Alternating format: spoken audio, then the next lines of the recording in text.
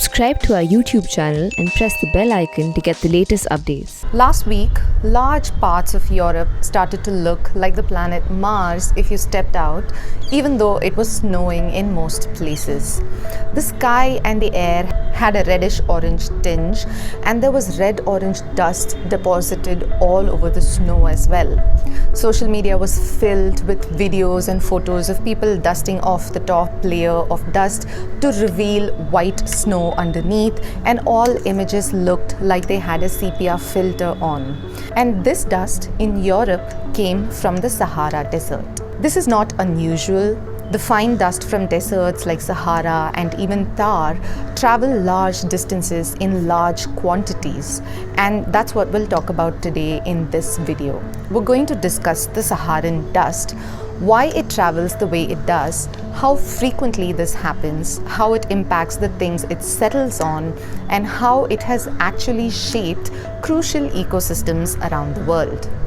I'm Sandhya Ramesh, and this is Pure Science. The wind plays a major role in geomorphology, or how the earth is shaped.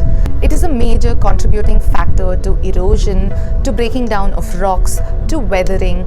It carries dust and deposits it elsewhere. It creates strange shapes out of rocks, and it helps transport fine material. These processes, where the structure of the earth, not the climate, but the geology is affected by wind, are called aeolian processes.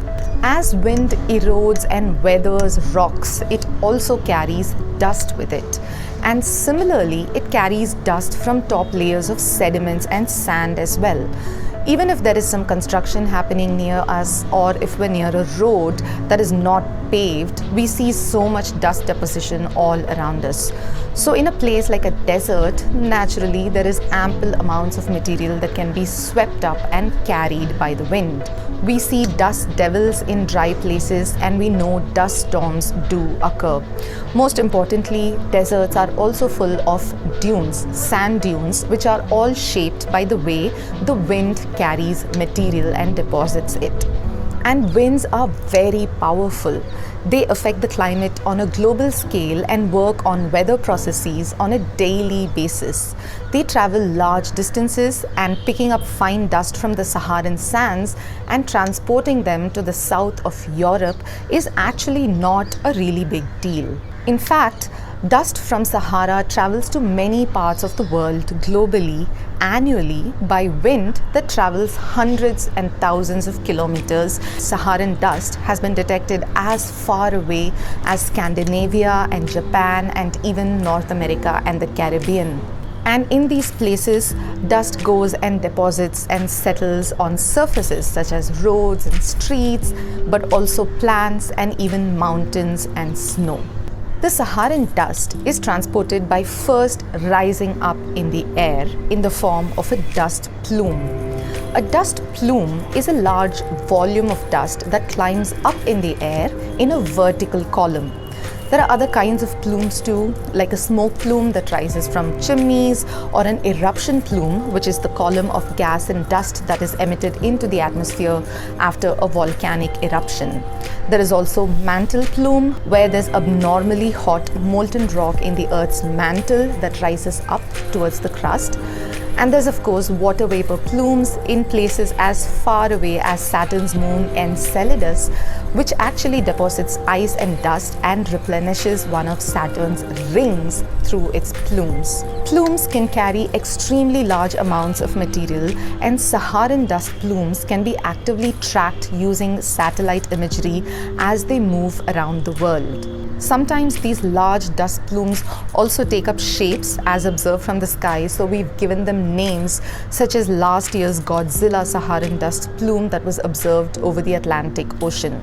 These dust plumes start to rise and travel during the Northern Hemisphere's dust season, which is just after spring, so somewhere around mid-June to mid-August. Because of the strong winds during this time of the year, fine dust particles are swept up into the air and travel for days or weeks together to different parts of the globe from the Sahara Desert.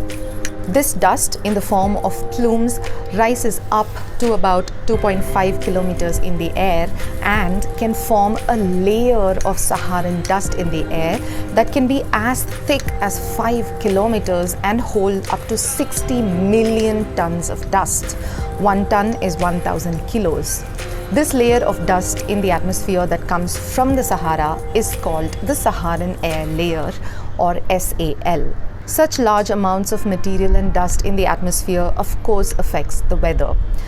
Because dust is lighter in color, it reflects more sunlight, and this in turn lowers temperatures in region above which the Saharan air layer is present. This property of the Saharan air layer is very important when it is present over oceans.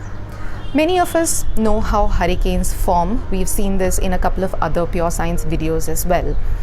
Warm air over the ocean rises up, carrying moisture with it from the top layers of the ocean, and cold air rushes in to fill this gap. As more and more warm air rises up, this basically creates a very large-scale convective process. The warmer the air, the more intensification these storms and cyclones face. Warm temperatures tend to result in stronger hurricanes or cyclones. Hurricanes, cyclones, typhoons, they're all the same thing. But the Saharan air layer lowers temperatures, and this in turn prevents the intensification of hurricanes that form in the Atlantic Ocean. Sometimes, under the right conditions, the Saharan air layer can even temper the formation of hurricanes and storms. Thus, dust from the Sahara can play a huge role in global weather regulation. When this dust blows to where humans live, it's not great. Saharan dust particles, just like dust particles from construction or waste burning or even pollen, are PM10 particulate matter. In atmospheric pollution, we worry about PM2.5 and PM10. PM2.5 are particles that have diameters of 2.5 micrometers and less. PM10 are particles that have diameters between 2.5 micrometers and 10 micrometers. PM10 particles are larger and are irritants. They are associated with breathing difficulties and aggravation of respiratory illnesses like asthma and chronic pulmonary disease. The Saharan dust also has other effects on human lives since it blocks out sunlight. This tends to affect the output of solar panels, for example, and it also causes a reduction in visibility, which poses a risk to road and air transport. But the Saharan dust has a very crucial and important role to play in Earth's ecosystems. Dust from the Sahara carries iron and carries this directly into the Atlantic Ocean. Now, in the Atlantic Ocean, of course, there is phytoplankton. Phytoplankton is a microscopic plant that grows on the surface and top layers of the oceans and is also visible from space as well. Phytoplankton forms the base of several aquatic food chains, feeding and nourishing marine life, which is why it is called the primary producer of the ocean. It also generates about half the Earth's oxygen in the atmosphere. For photosynthesis, phytoplankton need iron, and the world's oceans are very deficient in iron. So every year, guess where the plant gets iron from? Of course, from the Saharan dust that blows into the oceans.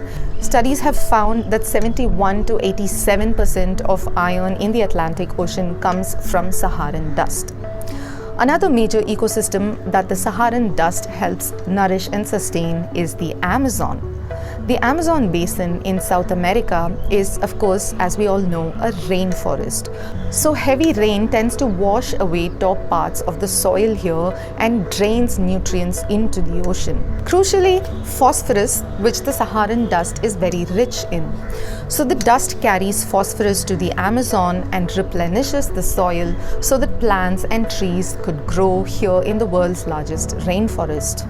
So one of the most arid and dry regions on the planet, a desert, provides crucial nutrients and material that is transported by powerful winds across the ocean to help sustain one of the most fertile, thriving places on the planet.